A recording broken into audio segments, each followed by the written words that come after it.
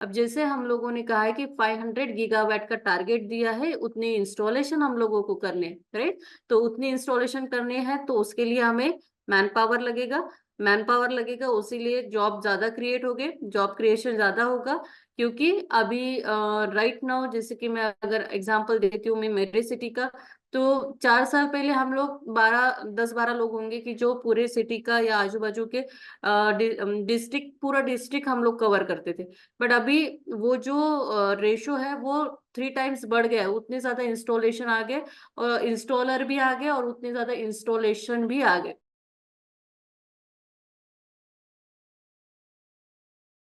अभी जैसे कि रिसेंटली 22 फरवरी को जो अयोध्या में हमारे जो माननीय प्रधानमंत्री जी इन्होंने डिक्लेयर किया है कि 1 करोड़ घरों पे सोलर प्लांट लगने वाले।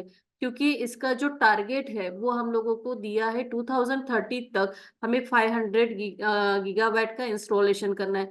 उसी अकॉर्डिंग वो अनाउंसमेंट हुई है कि 1 करोड़ घरों पे अभी सोलर के सिस्टम लगेंगे।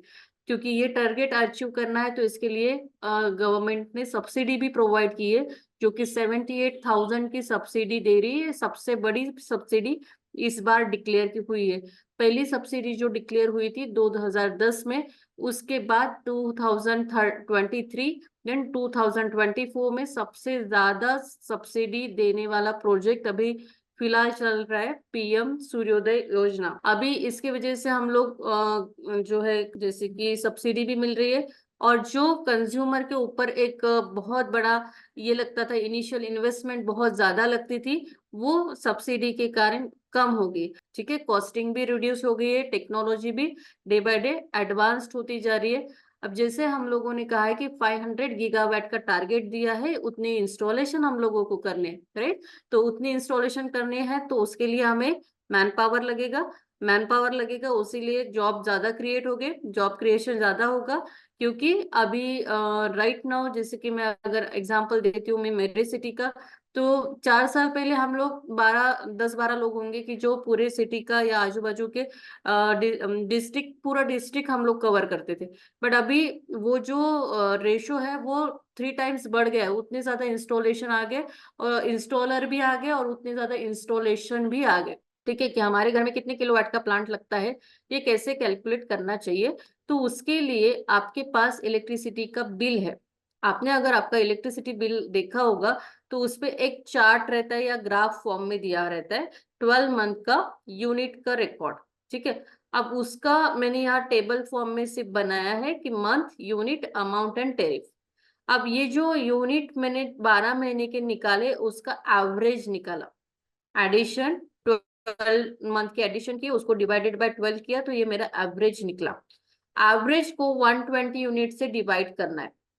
अब ये 120 कहाँ से आया, तो पर 1 किलोवाट का plant per day 4 unit generate करेगा, 1 मंथ में 120 यूनिट जनरेट करेगा। तो इसीलिए यहाँ पे 120 यूनिट आए। तो number, total unit divided by 120, 45 kilowatt का प्लांट हमें इंस्टॉल करना पड़ेगा। ठीक है, अब ये 45 किलोवाट का प्लांट अगर इंस्टॉल करना है तो इसका आरओआई क्या होगा, रिटर्न ऑफ इन्वेस्टमेंट। ठीक है, तो पहले हम लोग ये समझ लेंगे कि प्लांट कैपेसिटी हमारी 45 किलोवाट की है। डेली का जनरेशन 180 यूनिट होगा। 45, 1 किलोवाट का प्लांट पर डे 4 यूनिट ही कंसिडर कर रहे हैं हम लोग। एक ईयर में 365 डेज, यानी कि ईयरली होगा 65,700 यूनिट्स। हमें जो बिल आ रहा है वो 12 रुपीज 23 पैसा से आ रहा है। ठीक है, बिल के पीछे ये भी दिया है कि 0 to 100 अगर है तो ये रेट लगेंगे, 100 to 300 है तो ये रेट लगेंगे, ऐसे स्लैब दिए हैं। तो यहाँ पे जो हमें रेट लग रहे हैं, टेरिफ रेट लग रहे हैं 12.23, तो 8,03,511, इतना हम लोगों को ईयरली पे करना पड़ रहा है एमएससीबी को। अगर मैं 45 किलोवाट का प्लांट इंस्टॉल करती हूँ तो मुझे 21,60,000 मेरा खर्चा आएगा।